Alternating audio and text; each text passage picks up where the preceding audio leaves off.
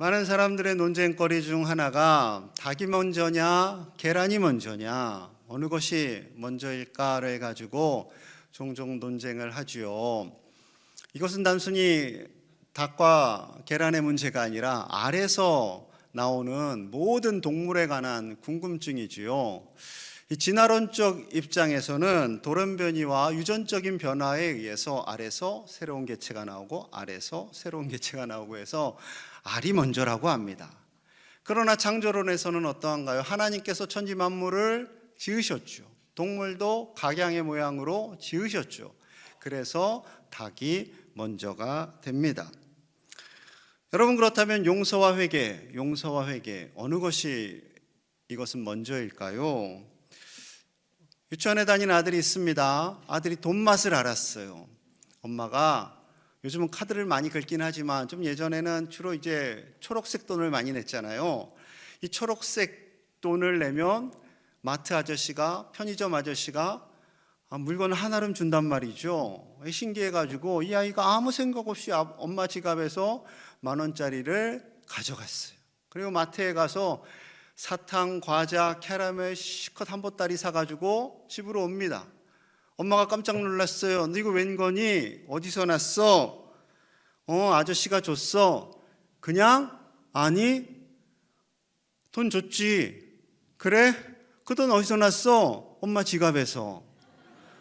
태연스럽게 말합니다. 그때는 이제 엄마, 어떤 엄마냐에 따라서 등짝 스매싱을 푹 날리는 엄마도 있고, 엄마 지갑에서 가져가면 어떡해? 하는 엄마도 있고, 이 상황을 가지고 어떻게 해야 되나 고민하는 엄마도 있고, 일단은 용서해주고 차차 가르쳐주자 하는 엄마도 있겠지요.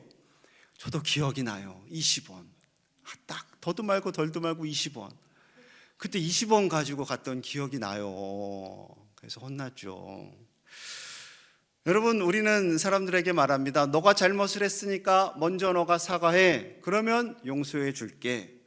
이게 일반적인 사람들과의 관계 속에서 이루어지는 불문율과도 같죠. 그러면 하나님은 어떠실까요? 우리 하나님은 우리를 향해서 오늘 읽은 이 본문이 바로 그것을 알려줍니다. 보통은 탕자의 비유 이렇게 알고 계시는데, 여러분, 이 본문의 원래 관심은 아들보다는 아버지입니다. 아버지의 마음이지요. 그 아버지의 마음을 보여주기 위해서 오늘 비유를 예수님께서 말씀하세요. 아버지에게는 두 아들이 있지요. 그런데 둘째 아들이 황당한 요구를 합니다. 12절 봅니다. 그 둘째가 아버지에게 말하되 아버지여, 재산 중에서 내게 돌아올 분깃을 내게 주소서 하는지라. 아버지가 그 살림을 각각 나눠 주었더니, 아버지 내게 돌아올 미래 시점이에요. 나중에 아버지 천국 가시면 유산 줄 거잖아요. 그거 미리 주세요. 여러분, 이 말을 여러분들이 들으셨다. 그 아들놈을 가만히 둘까요? 이놈아, 내가 지금 죽으라는 말이냐 이놈아. 똑같아요. 여러분, 그쪽 지역이든 우리 지역이든 똑같습니다. 아버지 좀 빨리 가세요. 그래야 제 유산 받잖아요. 이렇게 말하는 버르장머리 없는 아들이죠. 그런데 아버지가요 순순히 응하세요. 그래서 유산을 아버지가 큰아들 거 작은아들 거 각각 떼어줍니다. 너무나 쉽게 큰 돈이 생겼잖아요. 그러니 둘째 아들이 외국에 가서 진탕 씁니다. 요즘으로 치면 외제차도 사고 이쁜 색시도 끼고 허랑방탕하게 술 먹고, 누군가가 이렇게 이 사업이 잘 됩니다 하면은 했다가 다 망하고 탕진하는 거죠.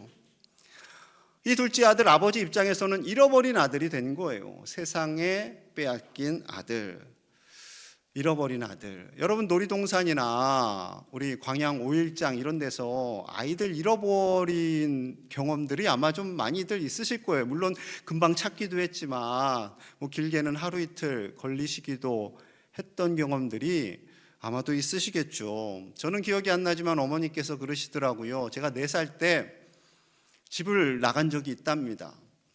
이제 제가 자고 있었어요.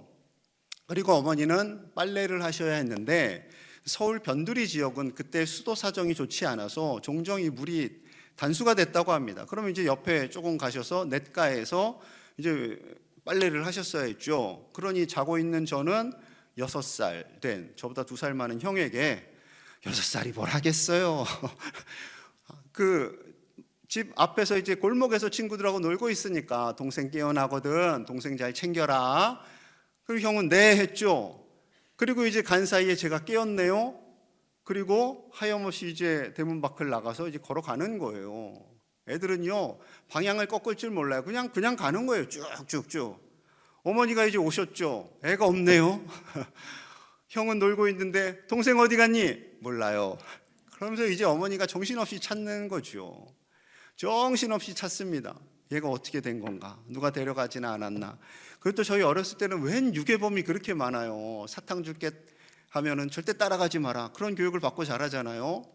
뭐 어린애가 꽤 멀리 갔대요. 한 그때 버스 정거장 즈음이었는데 대략 1km가 좀 넘습니다.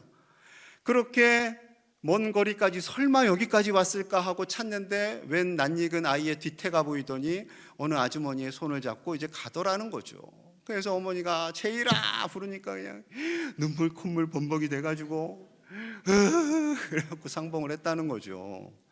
아주머니가 그러더래요. 그때는 이제 교회에서 종을 치는 문화가 아니라 이게 방송을 했어요. 찬양도 틀어주고, 자 때가 되었습니다. 교회 오세요.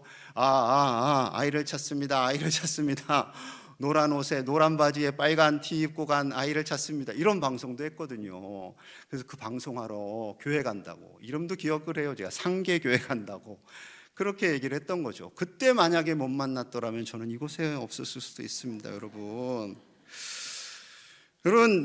그런 거예요. 잃어버린 아들, 잃어버린 자녀를 찾고 싶은 부모님의 마음은 간절하죠. 간절해요. 애가 탑니다.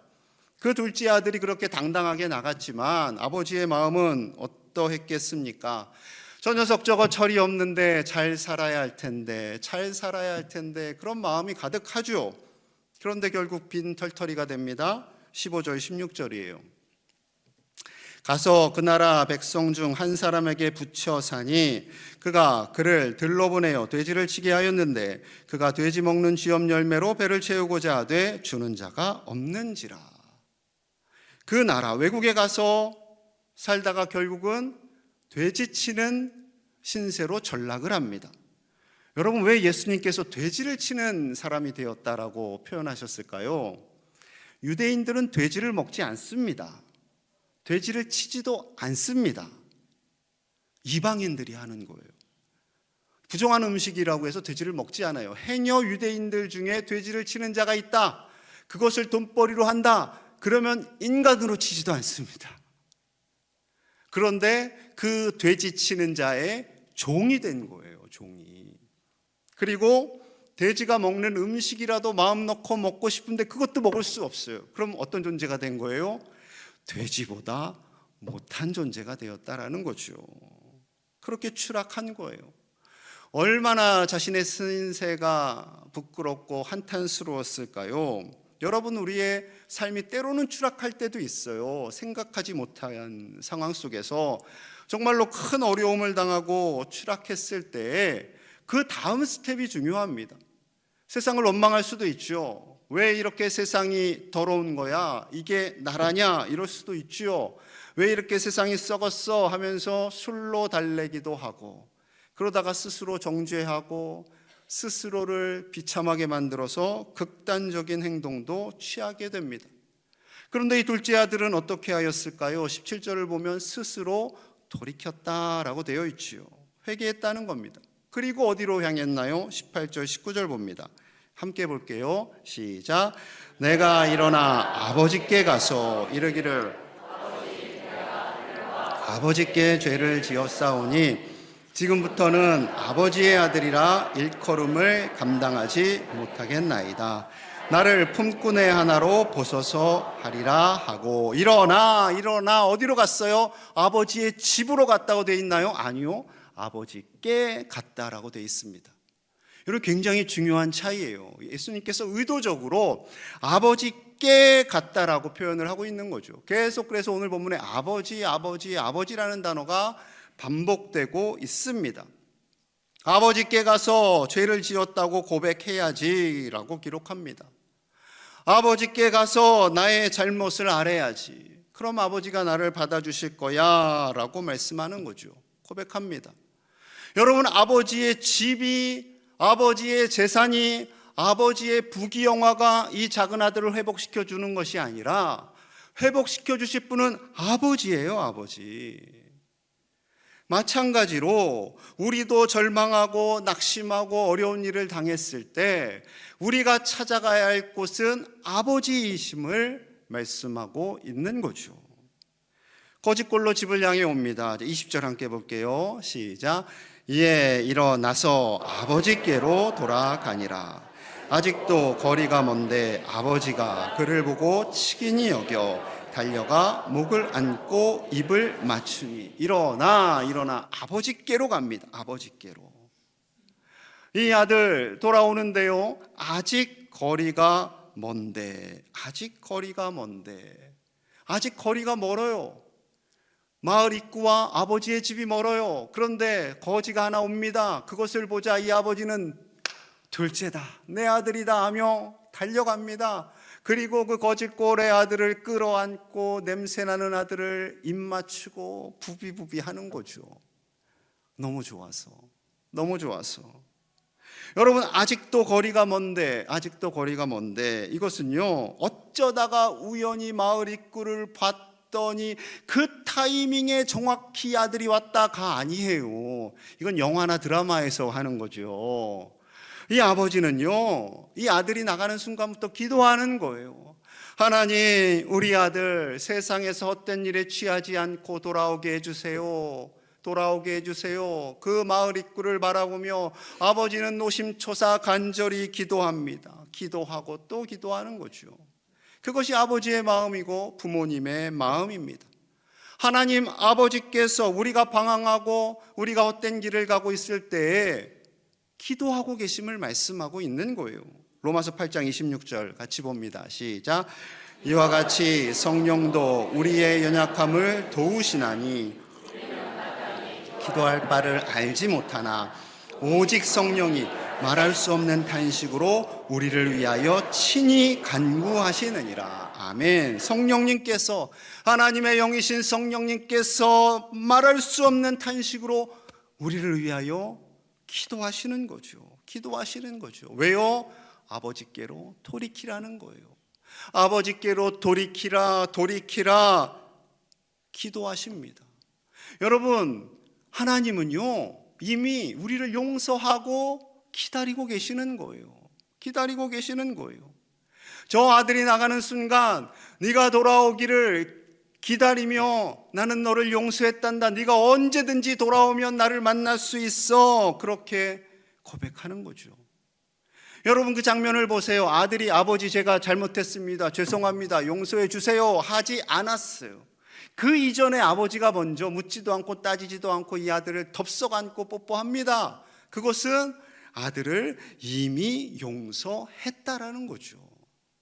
그 이후에 이 아들이 잘못을 고백하는 거죠. 근데 그 고백 의미 없어요. 돌아온 게 이미 된 거예요. 여러분, 하나님께서는 우리를 어떻게 대하실까요? 하나님은 이미 우리를 용서하셨습니다. 그리고 기다리고 계신 거예요. 언제 용서하셨나요?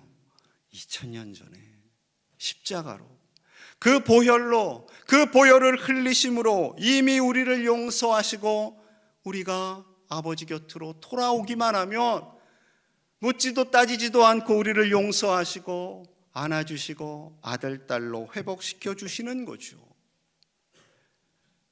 그 하나님, 먼저 우리를 용서하시는 하나님, 그 하나님의 마음을 우리도 품기를 원하세요. 그래서 하신 말씀이 있어요. 우리가 잘 아는 주기도 있지요. 그 주기도에 그 하나님의 마음이 담겨져 있습니다. 마태복음 6장 12절 봅니다. 함께 볼게요. 시작.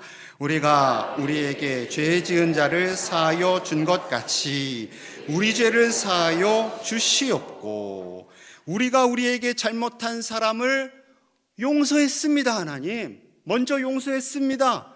그러니 우리의 잘못을 용서해 주십시오. 이렇게 기도하라는 거예요.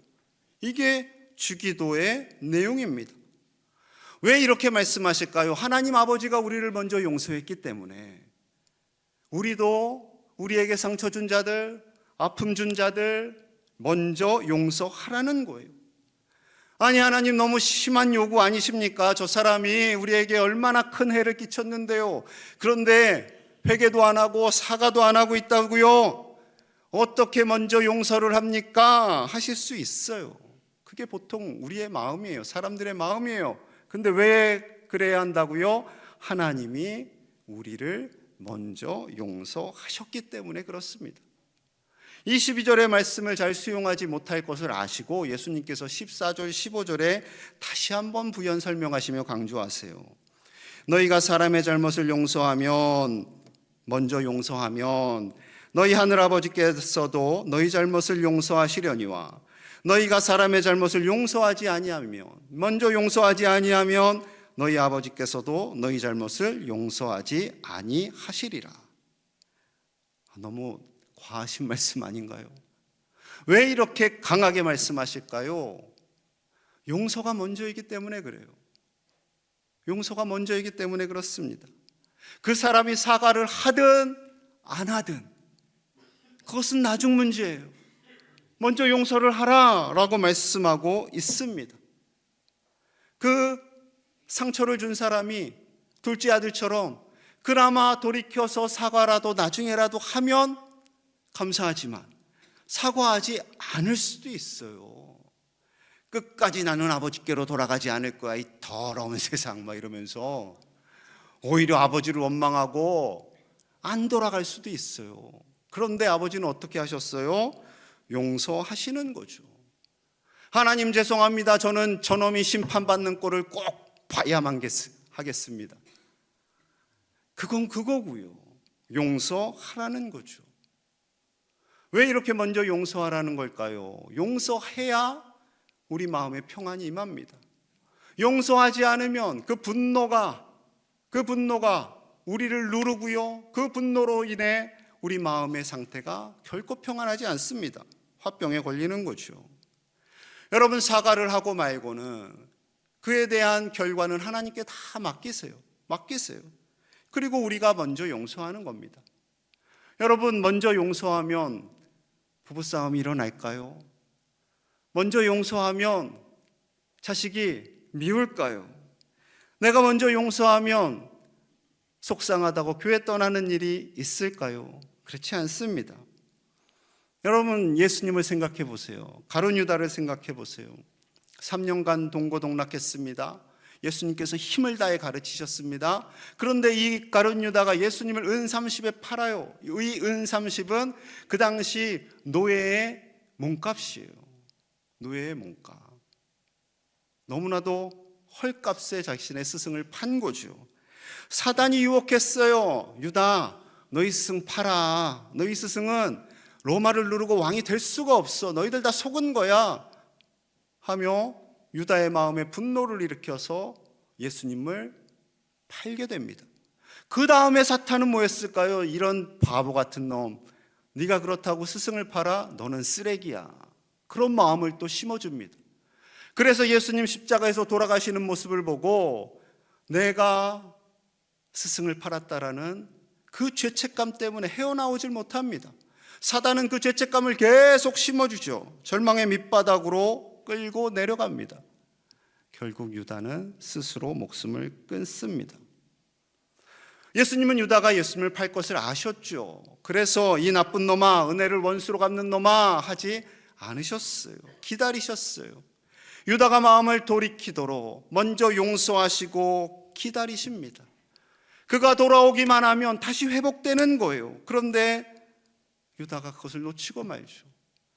이 비유는요, 예수님께서 제자들과 그리고 다른 사람들과 함께 있을 때 하신 비유예요. 이 비유를 잘 듣고 마음에 새겼더라면 내가 둘째 아들 같은 인생이지만 내가 예수님께 돌아가면 예수님께서 품어주실 거야, 용서해 주실 거야 라는 확신이 들었을 것이고 돌아가서 다시 제자로 회복되었겠죠. 그러면 정말로 베드로와 같이 위대한 사도로 그도 쓰임 받았을 것입니다. 너무나 예수님께서 마음 아프셨겠지요. 지난 1999년 7월 4일에 미국에서 있었던 일입니다. 예배를 마치고 한 청년 26살 한국인 유학생 윤원준 군이 예배당을 나오는데 총알이 날라옵니다. 백인 우월주의자였던 벤자민 스미스, 저 청년인데요. 저 청년이 총을 쐈고 그 총탄에 숨을 거두게 됩니다. 이 윤 군은 4대 독자였어요. 믿음이 좋은 아들이었어요. 엄마 아빠는 한국에서 아들 미국으로 보내고 이 아들 잘 있겠지, 이 아들 열심히 공부하고 있겠지, 행여 어려움이나 생기면 어떻게 하나 하나님 도와주세요 하고 간절히 기도하는 믿음의 부모님이었습니다. 이 윤군은 서든 일리노이 대학을 졸업하고 인디애나 주립대 박사과정을 준비하는 꿈이 많은 청년이었어요. 희생당한 지 8일이 지나고 7월 12일 오후 7시, 저녁 7시에 그의 장례 예식 과정이 방송으로 미국의 저녁에 퍼지고 있습니다. 예식의 마지막 시간에 그의 사촌형인 박성호 목사님이 나와서 가족을 대표해서 인사를 이렇게 합니다. 나는 오늘 가족을 대표해서 내 형제를 죽인 벤자민 스미스를 예수 그리스도의 이름으로 용서합니다. 그리고 나는 오늘 내 사랑하는 형제의 꿈을 빼앗아가고 피를 흘리게 한 이 미국을 예수님의 이름으로 용서합니다. 왜냐하면 예수님은 용서를 위해 오셨기 때문입니다. 우리 가족은 예수님을 구주로 모시는 믿음을 가진 사람들이기 때문에 그렇습니다. 이렇게 인사를 하게 되었지요. 이후로 넉 달이 지났습니다. 11월 11일 윤군의 가족들을 위로하기 위해서 인디애나주 부주지사가 윤군의 집을 방문합니다. 그래서 이렇게 MBC 뉴스 데스크에 알려지게 되었어요. 무역 사절단으로 한국을 방문하는 그때 이 윤군의 가정을 방문하기로 결정을 한 겁니다. 부모님이 얼마나 놀랐을까요? 그리고 큰 위로를 받게 됩니다. 윤군의 부모님과 모든 가족들이 살해한 청년을 용서하였고요. 인종차별이 있는 미국을 용서하였기에 이에 감동받는 미국의 지도자들이 한국에 갔을 때 힘들지만 쉽진 않았겠죠. 그 가정을 찾아가서 위로한 것입니다. 주님은 말씀합니다. 에베소서 4장 32절입니다. 우리 함께 봅니다. 시작. 서로 친절하게 하며 불쌍히 하나님이 그리스도 안에서 너희를 용서하심과 같이 하라. 아멘. 이것이 주님의 마음입니다. 여러분, 사단에 의해서 사단의 사주를 받고 가해자가 된 사람, 그리고 그로 인해서 피해를 받은 사람 다 불쌍하지요. 다 불쌍하지요. 그러하기에 서로 용서하라라고 주님 말씀합니다. 그리고 무엇보다도 먼저 용서하는 사람이 되라 말씀하고 있습니다. 생각하면 너무나 억울하고 상식적으로도 윤리적으로도 너무나도 속상한 일이 있을 수 있지요. 그러나 그를 용서하라 하십니다. 우리나라 역사적으로 참으로 아픔이 있지요. 그러나 용서하라 하십니다.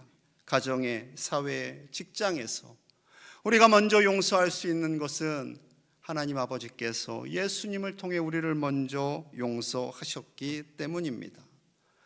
사랑하는 우리 제일의 가족들, 그리고 우리가 기도하는 태신자들, 잠시 믿음을 쉬고 있는 모든 이들이 다 아버지의 이 용서하심을 알고 우리도 용서하고 주님께 돌아와 우리를 품어주시는 하나님, 우리를 위로하시는 하나님, 우리를 회복해 하시는 그 하나님을 경험하고 더 가까이 나아가시는, 치유되고 회복되시는 우리 제일의 가족들이 다 되시기를 주님의 이름으로 간절히 축원합니다. 우리 함께 마음을 모아서 기도하겠습니다. 하나님, 2000년 전 예수님의 십자가로 우리를 용서하여 주셔서 감사합니다.